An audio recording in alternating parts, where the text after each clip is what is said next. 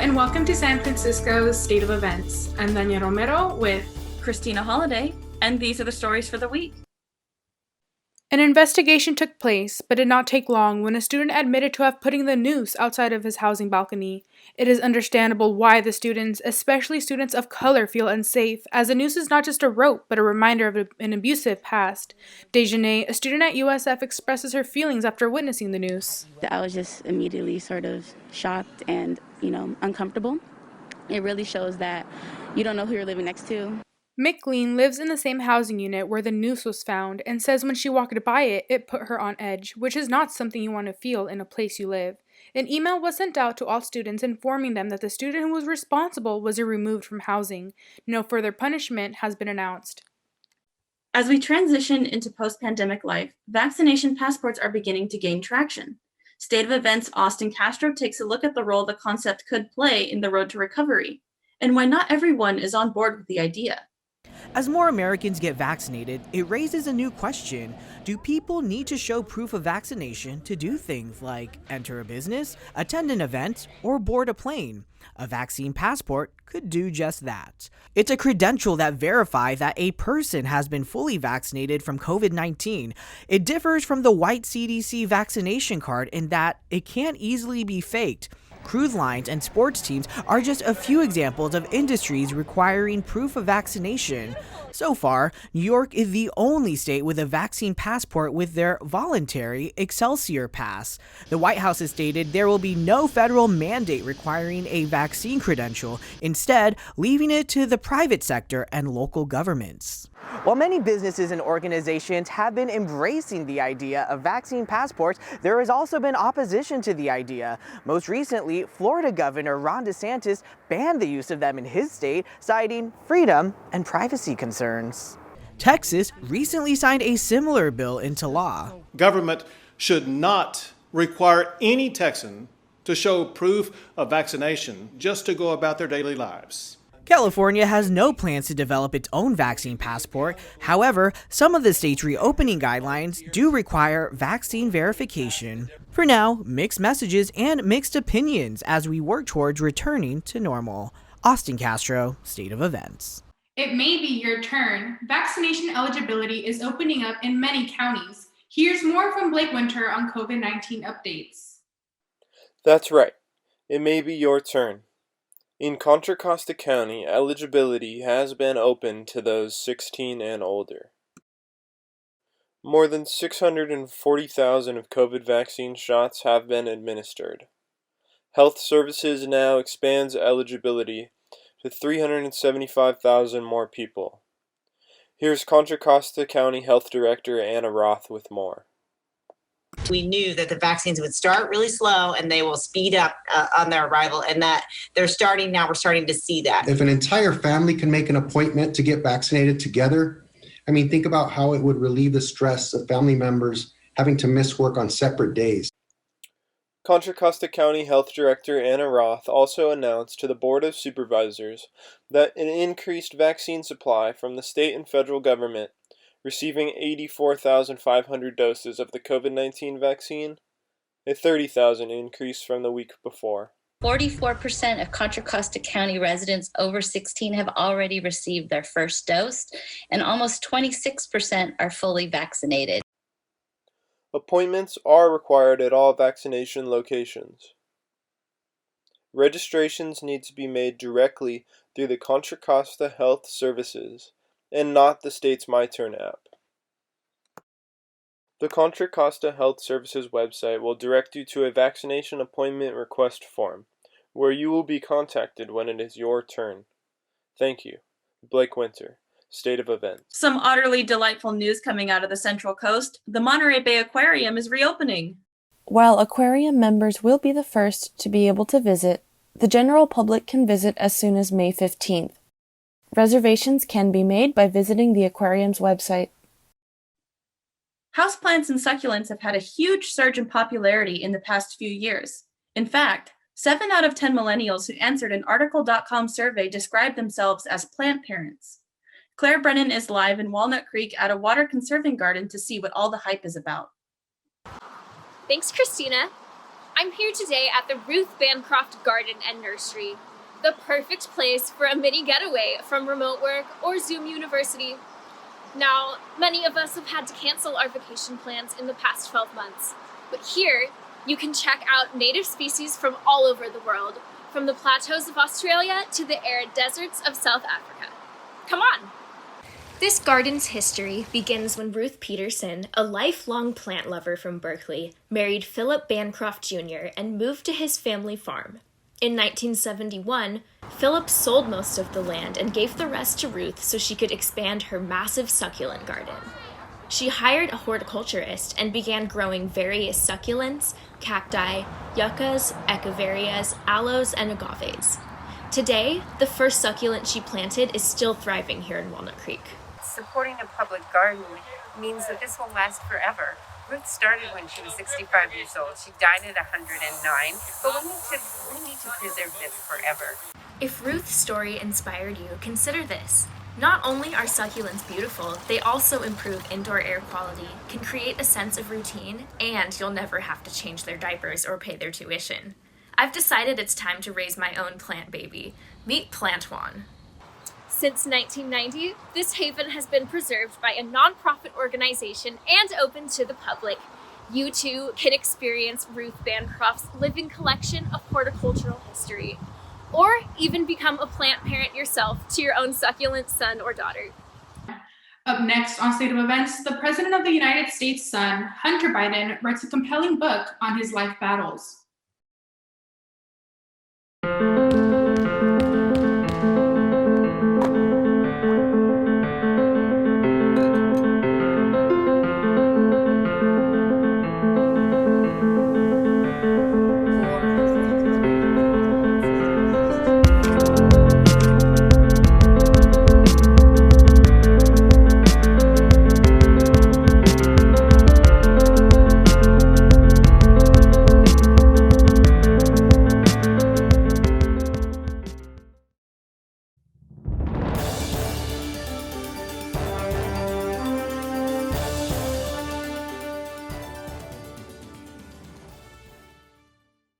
After an ongoing controversy from son of President Joe Biden, Hunter Biden has recently opened up on his journey battling with addiction and the emotional family intervention to save him. Reporter April Scott has the latest details on Hunter Biden's latest book release, Beautiful Things.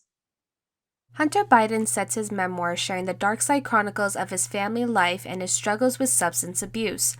Hunter is the second son of President Joe Biden, a Yale-trained lawyer and a lobbyist. Throughout the book, Hunter begins to share a timeline of his most infuriating bad decisions and challenges. Challenges such as grieving the death of his mother and his sister from a car accident and the recent death of his brother Beau Biden due to brain cancer in 2015. In an interview with CBS, Hunter expressed that he started binge drinking excessively and spent days searching on his hands and knees for crack cocaine.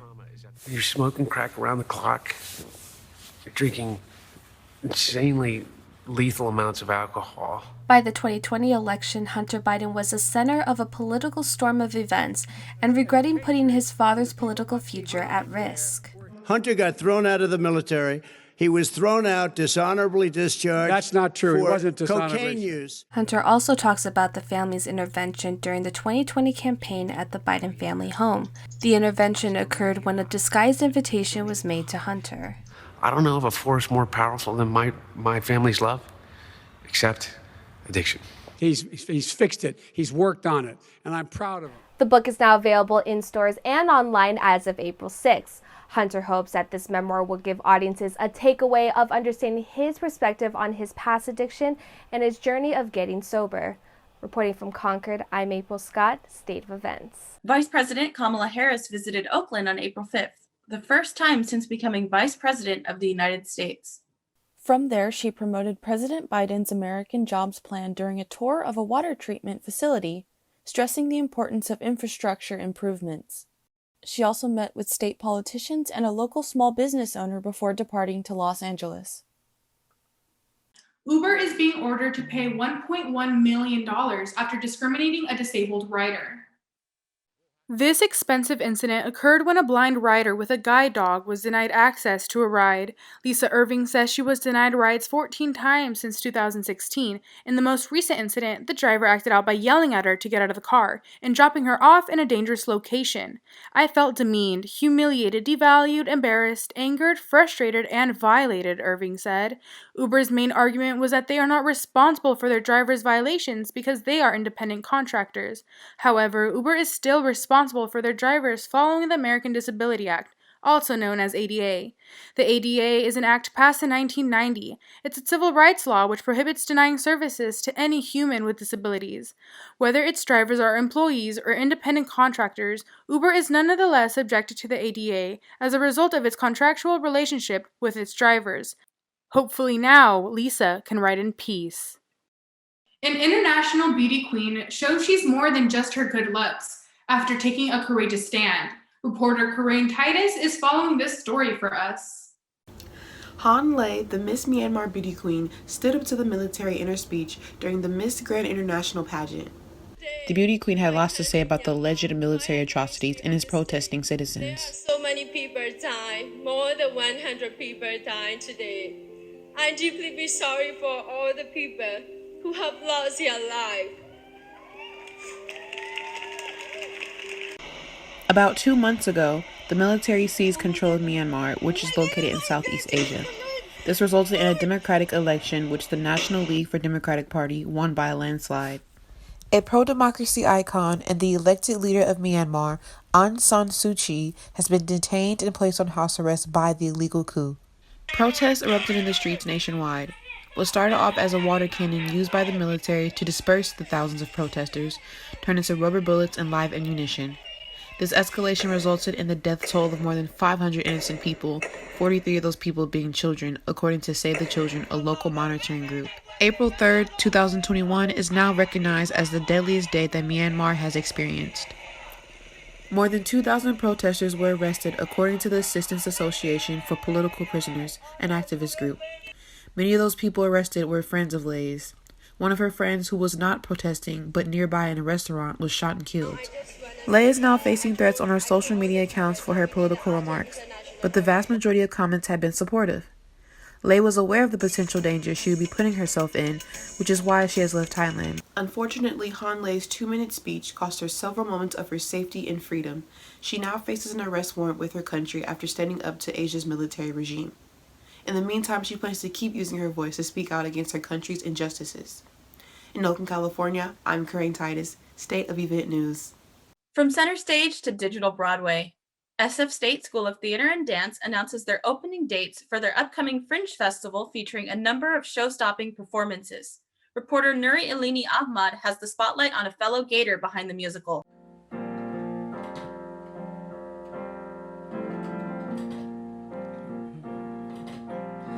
Golden Gate Dreams is an original song cycle.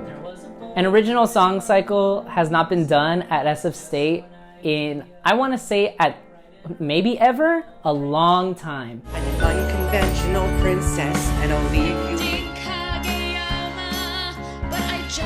you. Golden Gate Dreams showcases the students. It is about the community that you are a part of. But Golden Gate Dreams sort of came to me on a whim. When the pandemic hit, I remember a lot of negative press coming out and people getting really sad about theater never coming back, and our musical is going to be virtual forever. Is the pandemic going to go on forever? We had no idea. And so I thought to myself, well, screw that. I want to write something joyous. I want to write a celebration. I want to write something that encapsulates what theater is. It's in a minor key. Resolves, right? And then you have, oh wow.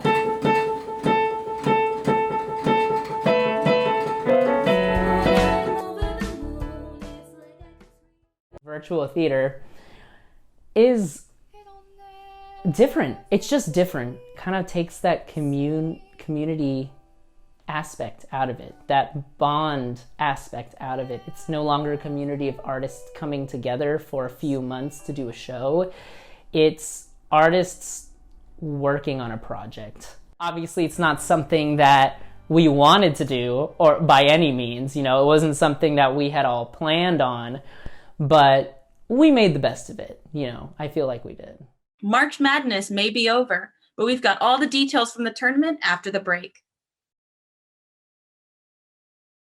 They say this is garbage. Useless. Out of style. They say that this is obsolete.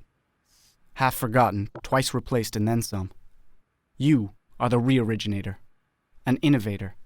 The treasure hunter. Master of uncharted territories and pioneered ideas. A voyager. No doubts to break outside the boundaries. You have no boundaries. You have the power to shatter the mold. You. To reshape the rule. A new class. New norm. There is no norm. You're the breath of a new revolution. And they say that this is secondhand.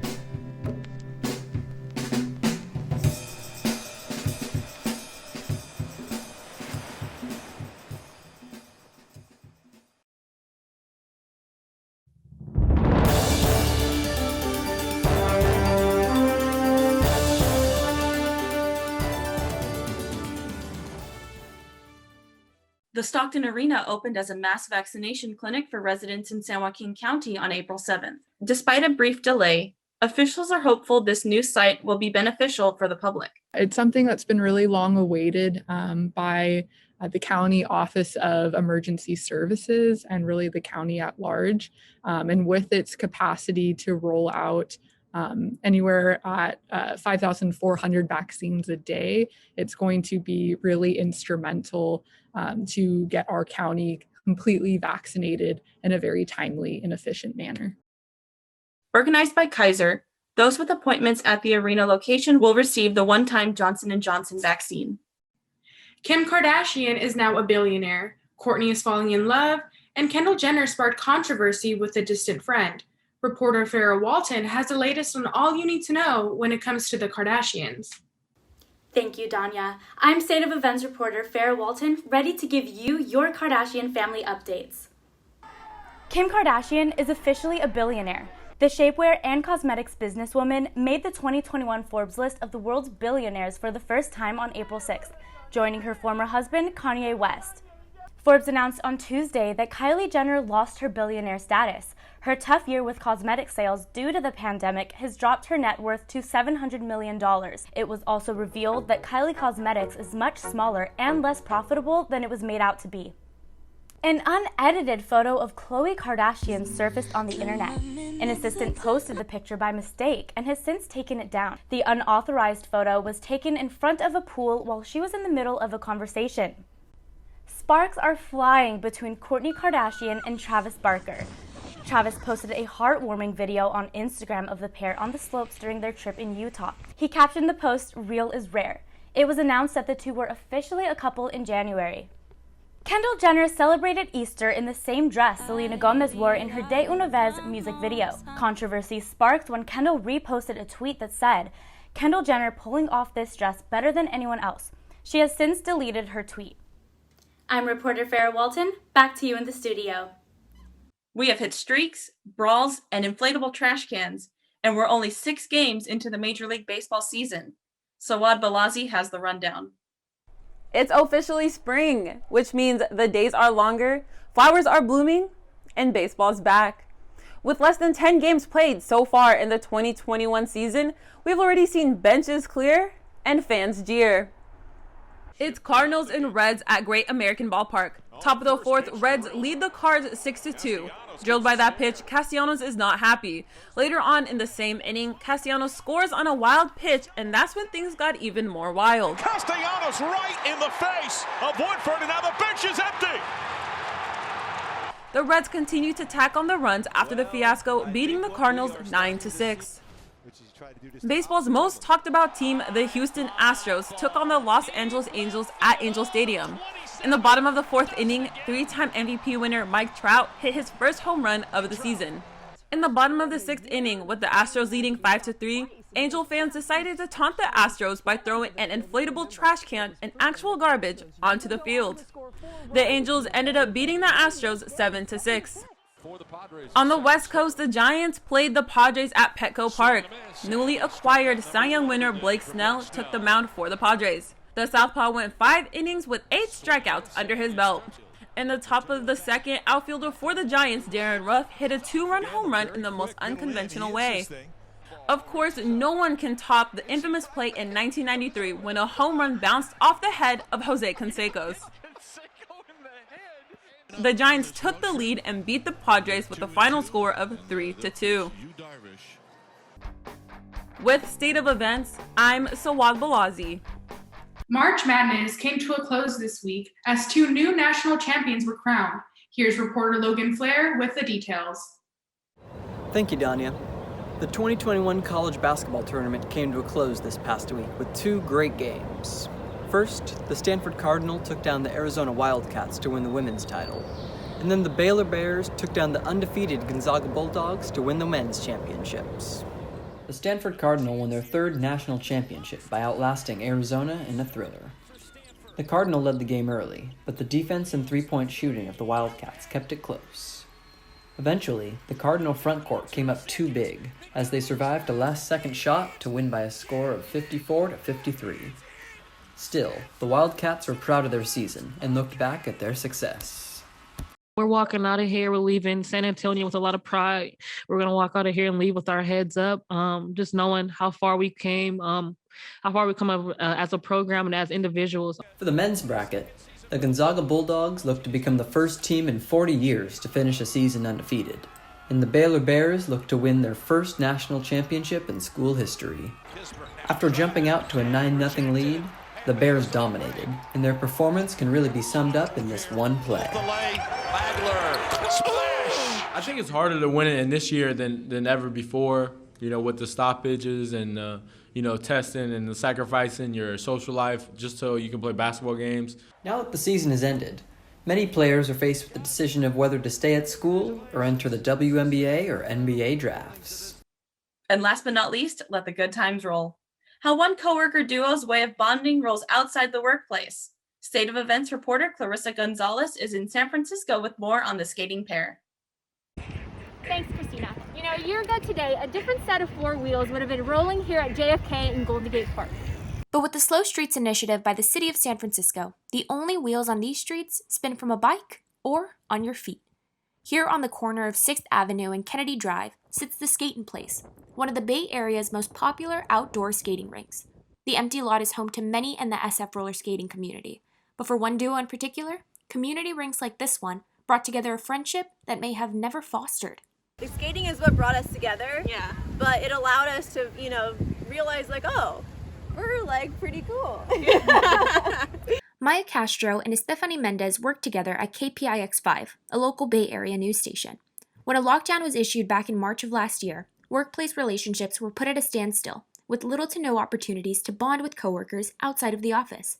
But for Maya and Estefany, it was the exact environment they needed to connect. The sport itself has helped create friendships with people that you would normally not talk to, in everyday life. Now, the duo meets up just about once a week to find new skate parks, learn new tricks, and connect outside of a world in solitude. And sometimes, even Maya's dog Marshmallow gets to join in on the fun. And we have, skating to thank for forming this friendship. In San Francisco, I'm Clarissa Gonzalez for State of Events. And that concludes this episode of State of Events. Thank you for joining us. I'm Dania Romero with Christina Holiday. Be sure to catch us on Twitter at State of Events. Later, Gators.